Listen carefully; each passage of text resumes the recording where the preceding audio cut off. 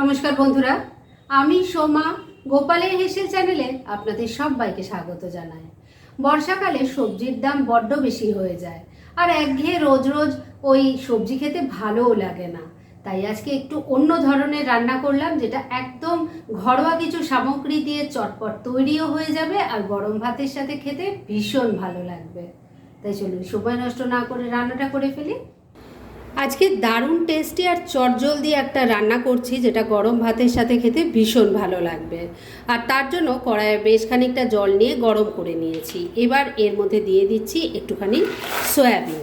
মনে করবেন না এটা সয়াবিনের সাধারণ কোনো রান্না, একটু আলাদা ধরনেরই একটা রান্না করছি, যেটা সত্যিই খেতে ভীষণ ভালো হয়। যাই হোক, এবার এই সয়াবিনটাকে একটুখানি সেদ্ধ করে নিচ্ছি। আর সেদ্ধ করার আগে সামান্য একটু নুনও মিশিয়ে দিলাম। ভালো করে একটু জলের সাথে মিশিয়ে নিয়ে এবার এই সয়াবিনটাকে মিনিট দুয়েক সময় নিয়ে একটু সেদ্ধ করে নিচ্ছি। মিনিট দুয়েক সময় নিয়ে সয়াবিনটা ভালো করে সেদ্ধ করে নিয়েছি। এবার গ্যাসটা বন্ধ করে দিলাম। এবার প্রথমে এই সেদ্ধ করা সয়াবিনটা আমি গরম জল থেকে নামিয়ে নেব। তারপর নর্মাল ওয়াটারে দুবার ভালো করে ধুয়ে নিয়ে একটু ঠান্ডা হলে হাত দিয়ে চেপে চেপে খুব ভালো করে সয়া চাংস থেকে জলটা পুরো বার করে ড্রাই করে দিয়ে তারপর ফিরে এসে নেক্সট স্টেপ দেখাচ্ছি। সেদ্ধ করা সমস্ত সয়াবিনটা খুব ভালো করে হাতে জল চেপে প্লেটের মধ্যে রেখে দিয়েছি। এবার এটাকে গ্রাইন্ড করে নেব, সেজন্য মিক্সির জারের মধ্যে দিয়ে দিয়েছি। এবার এটাকে শুকনো শুকনো করে বেটে নিয়ে ফিরে আসছি। সেদ্ধ করা সয়াবিনটা দেখুন ভালো করে বেটে বাটির মধ্যে ঢেলে দিয়েছি। এবার কড়াইয়ের মধ্যে কিছুটা সর্ষের তেল দিয়ে গরম করে নিয়েছি।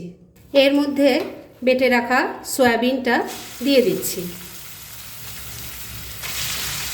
বেটে রাখা সয়াবিনের মধ্যে দিয়ে দিচ্ছি সামান্য একটু নুন, দিয়ে দিচ্ছি অল্প হলুদের গুঁড়ো, অল্প একটু কাশ্মীরি মির্চ পাউডারও দিয়ে দিলাম। এবার মিডিয়াম ফ্লেমে রেখে এই সয়াবিনটাকে সব কিছুর সাথে ভালো করে মিশিয়ে একটু ঝুরঝুরে করে ভেজে নিতে হবে। সয়াবিন একটু ভেজে রান্না করলে এর যে একটা কাঁচা গন্ধ থাকে, যার জন্য অনেকেই কিন্তু এটা খেতে পছন্দ করে না। এইভাবে রান্না করে নিলে গন্ধটাও চলে যাবে আর খেতেও ভালো লাগবে। 3-4 মিনিট সময় নিয়ে বেটে রাখা সয়াবিনটাকে দেখুন ঝুরঝুরে মতো করে আমি ভেজে নিয়েছি। এটা এবার একদম রেডি হয়ে গেছে। গ্যাসটা বন্ধ করে দিলাম। এবার এটাকে আমি নামিয়ে রাখছি আর নেক্সট স্টেপের দিকে এগোচ্ছি। সয়াবিনটা তো ঝুরঝুরে করে ভেজে রেখে দিয়েছি, আর এখন আমি এই রান্নার মশলাটা বানিয়ে নিচ্ছি। তার জন্য এখানে নিয়েছি 2 টেবিল স্পুন পোস্ত, 1 টেবিল স্পুন আছে সাদা তিল, এর সাথেই রেখেছি ছোট ছোট 2 টুকরো আদা আর 2টো কাঁচা লঙ্কা। ঝালটা অবশ্যই আপনারা নিজেদের টেস্ট অনুযায়ী দেবেন। এই সব কিছু মিশিয়ে প্রথমে আমি শুকনো গুঁড়ো করে নেব, আর তারপর পরিমাণ মতো জল দিয়ে বেটে একটা মিহি পেস্ট তৈরি করে ফিরে আসছি। মশলাটা দেখুন ভালো করে বেটে নিয়েছি। এবার টিফিন বক্স নিয়ে নিয়েছি, এর মধ্যে মশলাটা ঢেলে দিলাম। মিক্সির জারটার মধ্যে অনেকটা মশলা লেগে আছে, তার মধ্যেই জল নিয়ে দিয়ে দিলাম। এবার এর মধ্যে দিয়ে দিচ্ছি অল্প হলুদের গুঁড়ো, অল্প একটু লাল লঙ্কার গুঁড়ো দিয়ে দিলাম, সামান্য একটু কাশ্মীরি মির্চ পাউডারও দিয়ে দিলাম অল্প একটু কালো জিরে, স্বাদ মতো নুন দিয়ে দিচ্ছি। তবে নুন দেওয়ার সময় খেয়াল করবেন সয়াবিনটা কিন্তু নুন দিয়ে ভাজা আছে। অল্প কয়েকটা দানা চিনিও দিয়ে দিলাম। এবার সব কিছু ভালো করে মিশিয়ে নিচ্ছি। সব কিছু ভালো করে মেশানো হয়ে গেছে। এবার ভেজে রাখা সয়াবিনটা এর মধ্যে দিয়ে দিচ্ছি। এই রান্নাটা বন্ধুরা খুব ফাস্ট হয়ে যায় আর খেতে অপূর্ব লাগে। একবার ট্রাই করে দেখুন, তাহলেই বুঝতে পারবেন। ভেজে রাখা সয়াবিনটা পুরো দিয়ে দিয়েছি। মশলার সাথে খুব ভালো করে মিশিয়ে নিচ্ছি। মশলার সাথে সয়াবিনটাকে ভালো করে মিশিয়ে নিয়েছি, তবে এর মধ্যে এখন আরেকটু জল দিতে হবে। আরেকবার একটু ভালো করে মিশিয়ে নিলাম। এবার এর মধ্যে দিয়ে দিচ্ছি একটু টমেটোর টুকরো, দিয়ে দিচ্ছি 3টে চেরা কাঁচা লঙ্কা, আর এর সাথেই যাচ্ছে ওপর থেকে একটু কাঁচা সর্ষের তেল। ব্যাস, এবার এটা রেডি হয়ে গেছে। এবার এটাকে আমি স্টিমে বসাবো। লিডটা লাগিয়ে দিলাম। স্টিমে বসানোর জন্য প্রেসার কুকার নিয়ে নিয়েছি, তার মধ্যে অল্প একটু জল দিয়ে একটা স্ট্যান্ড বসিয়ে দিয়েছি।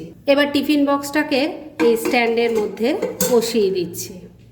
এবার লিডটা লাগিয়ে দিচ্ছি আর মিডিয়াম ফ্লেমে রেখে 6-7টা হুইসেল পড়লেই কিন্তু এটা রেডি হয়ে যাবে। তাহলে এটা রেডি হোক, তারপর ফিরে এসে আমি দেখাবো টিফিন বক্সটা খুলে এটা কেমন হয়েছে।